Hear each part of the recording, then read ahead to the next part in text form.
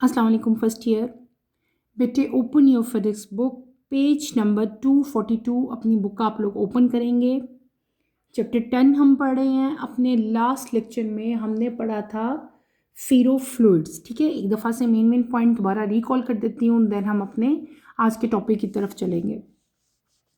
हमने पढ़े थे फेरोफ्लूइड्स। मैंने आपको क्या बताया था कि ये जो फ्लूइड्स हैं, फेरोफ्लूइड बेटे ये एक यूनिक मटेरियल है जिसके अंदर लिक्विड की और मैग्नेट की प्रॉपर्टीज़ होती हैं, यानी कि लिक्विड और मैग्नेट दोनों की प्रॉपर्टीज़ जो हैं इस तरह के फ्लूइड्स में होती हैं। और ये ऑपरेट होता है थ्रू कम्बिनेशन। किस चीज़ की कम्बिनेशन से बेटे? मैग्नेटिक और फ्लूइड डायनामिक की प्रॉपर्टीज़ जो हैं यहाँ पे हमारे पास कंबाइन होके जो हैं वो आपको मिलती हैं। और वो ऑपरेट होता है जब ये दोनों प्रॉपर्टीज़ जो हैं यहाँ पे इनका कम्बिनेशन होगा। हमने क्या किया, हमने इसकी पूरी की पूरी मैंने आपको इसकी एक्सप्लेनेशन करवाई, उसका बिहेवियर देखा, मैग्नेटिक फील्ड में इस फ्लूइड का बिहेवियर कैसा होता है। ठीक है, यहाँ पे एक स्पेशल टाइप का स्ट्रक्चर था that is known as spikes, वो मैंने आपको पढ़ाया। उसके बाद हमने एक एक्सपेरिमेंट किया और एक्सपेरिमेंट करके उसका पूरा प्रोसीजर मैंने आप लोगों को पढ़ाया। और इन द एंड हमने क्या की, एप्लीकेशंस की बेटे, किसकी? फेरोफ्लूइड्स की। उसकी एप्लीकेशंस को हमने दो मेन कैटेगरीज में डिवाइड किया, बल्कि थर्ड वन भी मैंने आपको बताई थी। मैंने आपसे कहा था कि आप इंडस्ट्रियल एप्लीकेशन भी इसकी जो है वो कर सकते हो। हमने की इलेक्ट्रॉनिक इंजीनियरिंग में इसकी एप्लीकेशन। सेकंड हमने देखी इसकी मेडिकल फील्ड में भी बहुत ज़्यादा एप्लीकेशन है। और थर्ड वन मैंने आपको करवाई इन इंडस्ट्रीज़। तो बेटे इसमें से ये आपका जो है ना सिर्फ और सिर्फ एप्लीकेशंस का भी एक क्वेश्चन बन सकता है कि what are the applications of ferrofluids, या फेरोफ्लूइड को हम मेडिकल फील्ड में कहाँ यूज़ करते हैं, या इन इलेक्ट्रॉनिक इंजीनियरिंग में जो है इसका क्या यूजेज है। तो आपको ये सारे के सारे एप्लीकेशन जो हैं वो अच्छी तरह से आपको आनी चाहिए। आज जो टॉपिक हम स्टार्ट करेंगे बेटे, इसी पेज नंबर 242 के नीचे अगर आप लोग आओ तो वहाँ पे आपको एक टॉपिक नज़र आएगा 10.10। ठीक है, सेस्मोमीटर आपको नेक्स्ट टॉपिक नज़र आएगा। सेस्मोमीटर ये आज हम पढ़ेंगे। तो let's start with the reading, then इंशाल्लाह मैं साथ साथ आपको इसको एक्सप्लेन करूँगी। Seismometer. Seismometer is an instrument that responds to any movement of rocks under the ground or vibration caused by earthquakes, volcano eruption, or explosion. A seismometer detects earthquakes by using electromagnetic induction to convert ground motion into electrical signals. Typically, a seismometer includes a weight suspended by a spring. When an earthquake occurs, the ground moves, but the weight tends to stay stationary due to inertia. This results in relative motion between weight and the frame of seismometer, which is attached to the ground. The weight is often attached to a magnet which moves inside a coil of wire. This setup works according to Faraday's law of electromagnetic induction, that is, the changing magnetic flux through the coil induces an EMF in the coil. This gives rise to an induced electric current. The induced current is proportional to the velocity of the ground motion. The electrical signals generated are then amplified and decoded. Thus, data is provided on the amplitude, frequency, and the duration of the earthquake waves. The data is analyzed to determine various characteristics of earthquakes such as location, magnitude, and depth. Usually, a seismometer is buried under the ground at a depth of 52,000 meter. It is placed in a protective case called a vault. This is a cylindrical steel tank that is approximately 1 meter wide and 2 meter deep with a concrete pad at the bottom. Figure 10.20. Next बेटे, एक हमने जो अभी मैंने topic read किया, that is an instrument. ये एक instrument है, ठीक है, जिसके बारे में भी हमने पढ़ा। इस इंस्ट्रूमेंट को क्या कहते हैं? सेस्मोमीटर कहते हैं। सबसे पहले आपके पास आती है व्हाट इज़ इट्स डेफिनेशन, या आप स्टेटमेंट कह सकते हो। उसको डिफाइन कैसे करना है, यानी कि जब आप नोट लिखो ना तो आप ऊपर उसकी डेफिनेशन का नोट भी दे सकते हो या उसकी स्टेटमेंट का भी हेडिंग दे सकते हो। पहले हम बात करते हैं कि व्हाट इज सेस्मोमीटर। सेस्मोमीटर बेटे एक इंस्ट्रूमेंट है, ऐसा इंस्ट्रूमेंट जो कि रिस्पॉन्स करता है अगर रॉक्स के अंदर, अंदर नहीं बल्कि अंडर रॉक्स के नीचे कोई भी मूवमेंट हो, ठीक है ना, या वाइब्रेशन हो या मूवमेंट हो। जनरली वो मूवमेंट क्यों होगी बेटे?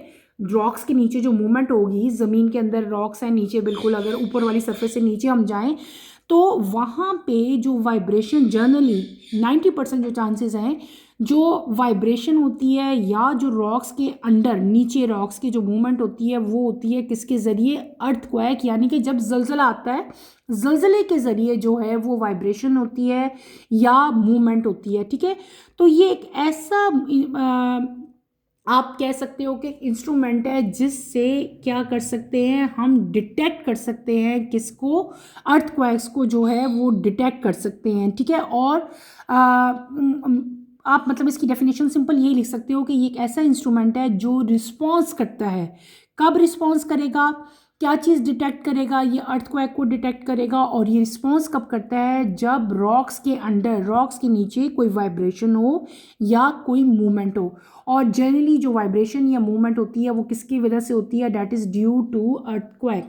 और यहाँ पे जो प्रिंसिपल इन्वॉल्व है सेस्मोमीटर में, कौन सा प्रिंसिपल इन्वॉल्व है बेटे? वो है इलेक्ट्रोमैग्नेटिक इंडक्शन। हमने इलेक्ट्रोमैग्नेटिक इंडक्शन डिटेल से पढ़ी है, तो वही प्रिंसिपल जो है वो इस इंस्ट्रूमेंट में जो है वो इन्वॉल्व होता है और वो कन्वर्ट करता है ग्राउंड मोशन को इलेक्ट्रिकल सिग्नल्स में, और हमें वही सिग्नल्स मिलते हैं। देन जो है वो पता चलता है कि जैसे अक्सर आप लोगों ने खबरें सुनी होंगी, कभी आप लोग जब न्यूज़ सुनते हो तो अक्सर होता है ना कि जलजला जो था उसकी शिद्दत इतनी थी, 5.6 थी, 7 थी या 6 थी। तो ये सारी रिकॉर्डिंग इसी जो है इंस्ट्रूमेंट से ही हमें जो है वो इसकी सारी फाइंडिंग्स मिलती है कि अर्थक्वेक जो है वो कितनी, कहाँ आया था, एरिया कौन सा था, सारी उसकी हाइट क्या थी और उसकी ड्यूरेशन कितनी थी और उसकी शिद्दत कितनी थी, इंटेंसिटी कितनी थी। ये सारा कुछ हमें इसी इंस्ट्रूमेंट से जो है वो पता चलता है। तो हमने क्या कर लिया, हमने इस इंस्ट्रूमेंट की जो है वो स्टेटमेंट की। देन मैंने आपको प्रिंसिपल बताया कि सेस्मोमीटर जो है वो डिटेक्ट करेगा अर्थक्वेक को बाय यूजिंग इलेक्ट्रोमैग्नेटिक इंडक्शन,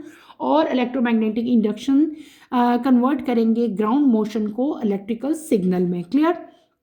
उसके बाद अगर जब आप इसमें नोट लिख रहे होगे तो थर्ड हेडिंग बेटे आप क्या दोगे? आप हेडिंग दोगे इसकी कंस्ट्रक्शन एंड वर्किंग की। पहले आप इसकी कंस्ट्रक्शन बता देना, देन हम बात कर लेंगे इसकी वर्किंग की। पहले आते हैं हम इसकी कंस्ट्रक्शन की तरफ। सेस्मोमीटर जो है बेटे, इसमें क्या होता है कि एक वेट जो है वो एक स्प्रिंग के साथ सस्पेंड होता है। हम पढ़ रहे हैं इसकी कंस्ट्रक्शन के, ये जो इंस्ट्रूमेंट है किस तरह का है। क्या मैंने बताया कि सेस्मोमीटर में एक वेट जो है वो उसको हमने अटैच किया होता है किसके साथ? किसी भी स्प्रिंग के साथ। जब कोई भी अर्थक्वेक आता है, यानी कि जब जलजला आता है, तो क्या होता है कि आपको पता है ग्राउंड मूव करता है, ज़मीन हिलती है ना ज़ोर ज़ोर से सारी। आपने ये तो सबने ही मेरे ख्याल से ऑब्जर्व किया होगा, जलजला जब आता है तो क्या होता है, तो ग्राउंड जो है वो मूव करेगा, लेकिन जो वेट है वो क्या होगा? वो आपका स्टेशनरी रहेगा। क्या होगा? वो वेट जो हमने स्प्रिंग के साथ अटैच किया हुआ था, वो वेट जो है वो क्या रहेगा? स्टेशनरी रहेगा। वो वेट स्टेशनरी क्यों रहेगा? ये क्वेश्चन भी आ सकता है आपका, इसको अंडरलाइन करो। वेट स्टेशनरी रहेगा ड्यू टू इनर्शिया। इनर्शिया की वजह से वो वेट जो है वो स्टिल रहता है, स्टेशनरी रहता है, मूव नहीं करता। और इसकी वजह से रिलेटिव मोशन होगी किसके दरमियान में? वेट के दरमियान में और फ्रेम के दरमियान में, जो फ्रेम जो है ग्राउंड के साथ अटैच है, ठीक है। ये जो वेट है ना, इसको ऑफनली अटैच किया जाता है किसके साथ? मैग्नेट के साथ। और मैग्नेट जो है वो इनसाइड इसके लगा होता है इस वेट के अंदर, और ये अटैच होता है in the form of coil, ठीक है। इनसाइड एक वायर है, उसके अंदर जो है कॉइल है, ठीक है। तो वहाँ पे जो है हमने वेट के साथ क्या अटैच किया होगा? मैग्नेट अटैच किया होता है। और ये जो पूरा सेटअप एक हम बनाते हैं, जो पूरा इंस्ट्रूमेंट है बेटे, ये सेटअप जो है ये वर्क कर रहा होता है according to Faraday law of electromagnetic induction. पहले ही मैंने आपको बता दिया था कि यहाँ पे जो प्रिंसिपल यूज़ हो रहा है वो कौन सा यूज़ हो रहा है? वो यूज़ हो रहा था इलेक्ट्रोमैग्नेटिक इंडक्शन का। और यहाँ पे जो ग्राउंड मोशन है बेटे उसको कन्वर्ट करेंगे किसमें? इलेक्ट्रिकल सिग्नल में। तो यहाँ पे जो पूरा सेटअप है वो लगा होगा अकॉर्डिंग टू फ्राडेज लॉ। और फ्राडे का कौन सा law? Law of electromagnetic induction जो है यहाँ पे यूज़ होगा कि अगर मैग्नेटिक फ्लक्स जो है उसमें चेंज आया या चेंजिंग इन मैग्नेटिक फ्लक्स वो थ्रू द कॉइल, यानी कि तो वो क्या इंड्यूस करेगा, वो कॉइल के अंदर ईएमएफ को इंड्यूस करेगा। और ये जो इंड्यूस ईएमएफ है ये क्या राइज करेगी बेटे, ये राइज करेगी इंड्यूस इलेक्ट्रिक करंट, ठीक है। और इंड्यूस करंट जो है वो क्या होगा बेटे, वो प्रोपोर्शनल होगा किसके, velocity of the ground motion के। यानी कि आपको मैंने क्या बताया था कि जब ग्राउंड के अंदर मोशन होती है, ठीक है, तो ग्राउंड के अंदर जब मोशन होती है तो यहाँ पे इलेक्ट्रोमैग्नेटिक इंडक्शन क्या करेगी, उस मोशन को किस में कन्वर्ट करेगी, इलेक्ट्रिकल सिग्नल में। तो ये वही फिनोमेना हो रहा है कि इलेक्ट्रिकल सिग्नल जो इंड्यूस करंट प्रोड्यूस होगा ना, वो प्रोपोर्शनल होगा किसके, velocity of the ground motion के। जितनी उसकी स्पीड ज़्यादा है ग्राउंड की शेकिंग की, जो ग्राउंड आपका मूव कर रहा है उसकी जो वेलोसिटी है, उसकी जो स्पीड है ग्राउंड की मोशन की, वो डायरेक्टली प्रोपोर्शनल होती है किसके, इंड्यूस करंट के। और आपको पता है मैंने आपको बताया कि इलेक्ट्रोमैग्नेटिक इंडक्शन क्या करती है, ग्राउंड मोशन को कन्वर्ट करती है इलेक्ट्रिकल सिग्नल में, इंड्यूस करंट प्रोड्यूस होता है। अब ये जो इलेक्ट्रिकल सिग्नल जनरेट होते हैं ये क्या होंगे, दे आर देन एम्पलीफाइड, यानी कि जनरेट हो गए जब ग्राउंड की मोशन हुई, इलेक्ट्रिकल सिग्नल जनरेट हुए। इलेक्ट्रिकल सिग्नल देन हम क्या करेंगे, उनको एम्पलीफाइड करेंगे, एम्पलीफाइड होने के बाद वो रिकॉर्ड हो जाते हैं। और ये डाटा जो है ये पूरा एक डाटा की फॉर्म में हमें मिलता है। इस डाटा से हमें क्या कुछ पता चलता है, क्या चीज़ें हमारे सामने आती हैं, हमें पता चलता है एम्पलीट्यूड, हमें पता चलता है frequency and duration of earthquake waves.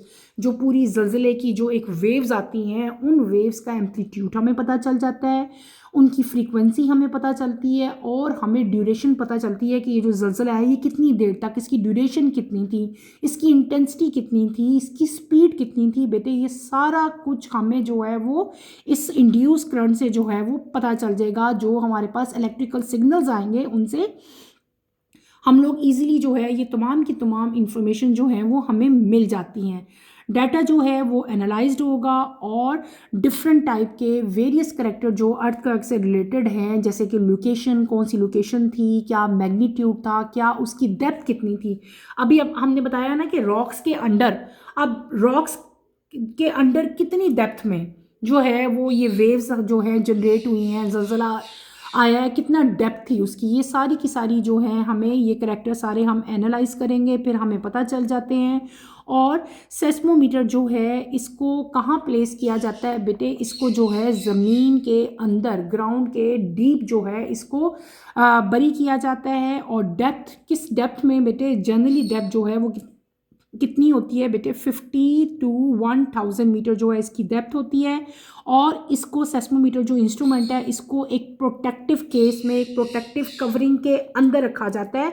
उस प्रोटेक्टिव कवरिंग को क्या कहते हैं, वॉल्ट कहते हैं। क्या कहते हैं, वॉल्ट कहते हैं। क्या स्पेलिंग है, VAULT, क्या कहते हैं उसको, वॉल्ट कहते हैं।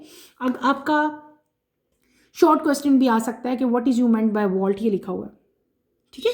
तो उसमें आप क्या बताओगे, a seismometer is buried under the ground at the depth of 50 to 1000 metre, it is placed in a protective case called vault, ठीक है।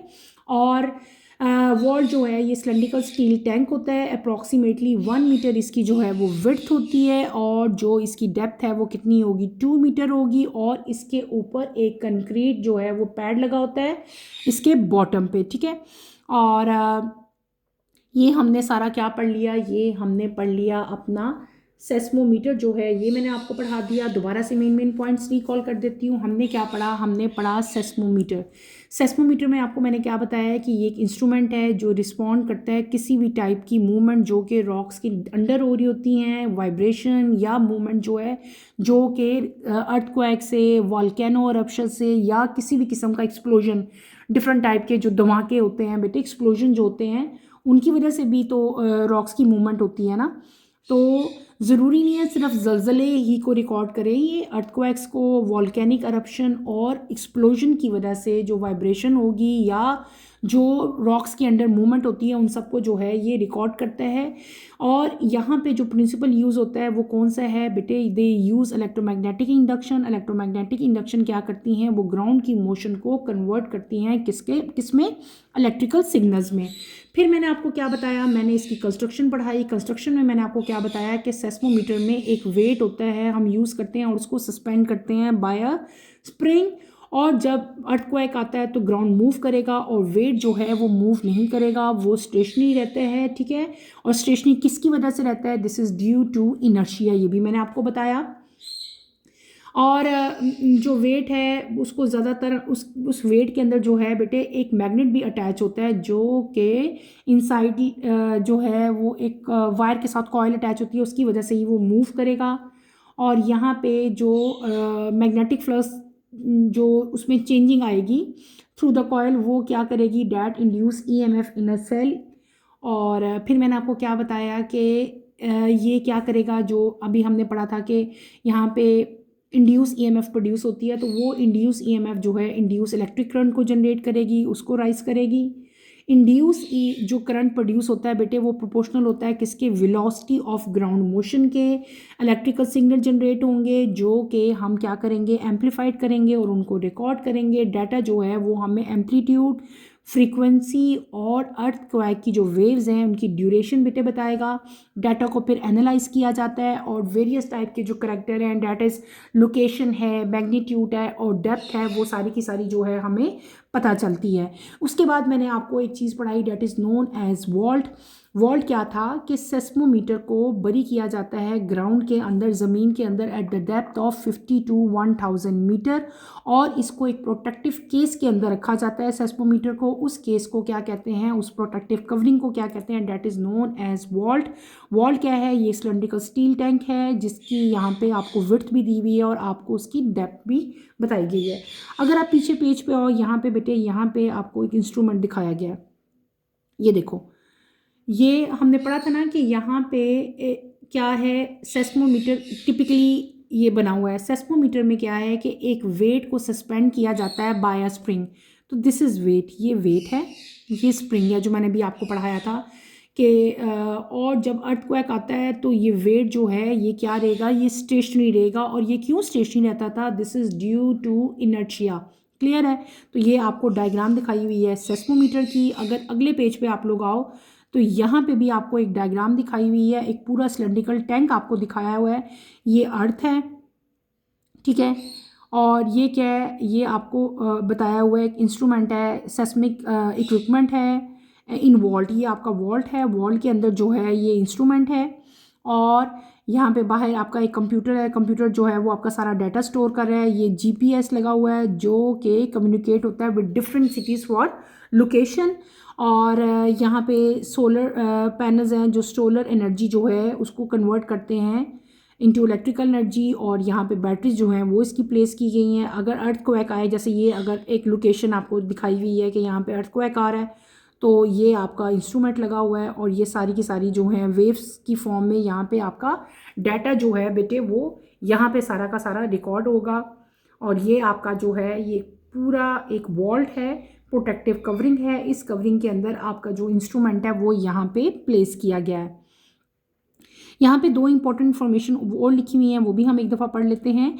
Most earthquake are caused by plate tectonics displacement and error at depth of 60 kilometre. These earthquakes are categorize as shallow, intermediate and deep. Intermediate can be as deep as 280 kilometer beneath the crust, while deep earthquakes can reach depths past 280 kilometre. यहाँ पे आपको different type की बेटे depths बताएंगी है, ये depths आपने याद करनी है, ये डेप्थ्स आपके ऑब्जेक्टिव में आ सकती हैं, ठीक है। यहाँ पे हमें बताया हुआ है कि जनरली जो अर्थक्वेक्स हैं वो क्यों आते हैं, they are caused by plate tectonics, यानी कि डिस्प्लेसमेंट्स जो बताई हुई हैं और उनकी डेप्थ बताई हुई है आपको 60 किलोमीटर, ठीक है। और अर्थक्वेक्स को आगे हम कैटेगराइज करते हैं बेटे किसमें, शैलो में और intermediate and deep intermediate. Different इसकी कैटेगरीज बना दी है ना हमने अर्थक्वेक की, लेकिन वो किस बेस पे हमने बनाई है, वो बनाई है उसकी डेप्थ की बेस पे। जितना कि जिस डेप्थ पे आया होता है ना अर्थक्वेक, उसकी हाइट के लिहाज से कि कितना डीप है, क्या उसकी डेप्थ थी। जैसे कि यहाँ पे बताया हुआ है 280 किलोमीटर जो है इंटरमीडिएट होगा, और जो डीप होंगे उनकी डेप्थ कितनी होगी, वो 280 किलोमीटर से भी कम होगी, ठीक है। तो जो 280 किलोमीटर बीनीथ होते हैं वो कौन से आपके होंगे, ये होंगे इंटरमीडिएट। जो इससे भी कम होंगे वो कौन से हो जाएंगे, डीप इंटरमीडिएट हो जाएंगे, ठीक है। और जो है ये आपके 60 किलोमीटर के जनरली होंगे वो आपके कौन से हो जाएंगे, वो फिर शैलो हो जाएंगे, ठीक है। क्लियर। नेक्स्ट पेज पे आओ, यहाँ पे भी की इन्फॉर्मेशन दी गई है, इसको भी एक दफ़ा हम रीड आउट कर लेते हैं। There are 2 main types of seismic waves that generate earthquake. P waves are primary waves which are longitudinal and S waves are secondary waves which are transverse in nature. यहाँ पे आपको 2 main types की बेटे seismic waves बताई हैं। ये waves यहाँ पे जनरेट हो रही थी ना, 2 टाइप की वेव्स होती हैं, ठीक है। जो सेस्मिक वेव्स हैं उनकी 2 फॉर्म्स हैं, 2 टाइप्स हैं। कौन कौन सी, एक आपके पास आती हैं पी वेव्स और एक आपके पास आती हैं एस वेव्स। पी वेव्स को क्या, P for primary waves and S for secondary wave. Primary wave जो हैं दे आर लॉन्गिट्यूडनल, ये लॉन्गिट्यूडनल होती हैं, और जो सेकेंडरी वेव्स हैं वो क्या होती हैं, they are transverse in nature, ठीक है। ये बस छोटी सी इन्फॉर्मेशन है, इसके बारे में ज़्यादा डिटेल में हमने नहीं जाना, बस आप इनके नाम याद रखो और इनका एक डिफरेंस याद रखो। आ सकता है कि how many type of seismic waves are there, आपको पता होना चाहिए कि 2 टाइप्स हैं, कौन कौन सी टाइप्स हैं और इनमें डिफरेंस क्या है। पी वेव जो हैं दे आर लॉन्गिट्यूडनल और एस वेव जो हैं वो क्या हैं, they are transverse in nature. Clear हो गया। हमने अपना next topic that is seismometer जो है वो कंप्लीट कर लिया। इस टॉपिक के साथ ही हमारा चैप्टर भी बेटे कंप्लीट हो जाता है, ठीक है। पूरा चैप्टर हमने कंप्लीट किया। चैप्टर आप लोगों का ये बहुत ज़्यादा इम्पॉर्टेंट चैप्टर था। इस चैप्टर में बहुत सारी डेफिनेशंस भी आ सकती हैं, लॉन्ग क्वेश्चन भी आ सकते हैं, ठीक है। आपने इस पूरे चैप्टर को अच्छी तरह से स्टडी करना है, ठीक है। जैसे कि हम अगर स्टार्ट में जाते हैं तो ये बेसिकली आपके पास ये डेरिवेशन आ सकती है, ठीक है। ये आपका लॉन्ग नहीं आएगा, ये आपका शॉर्ट क्वेश्चन ही आता है, ठीक है।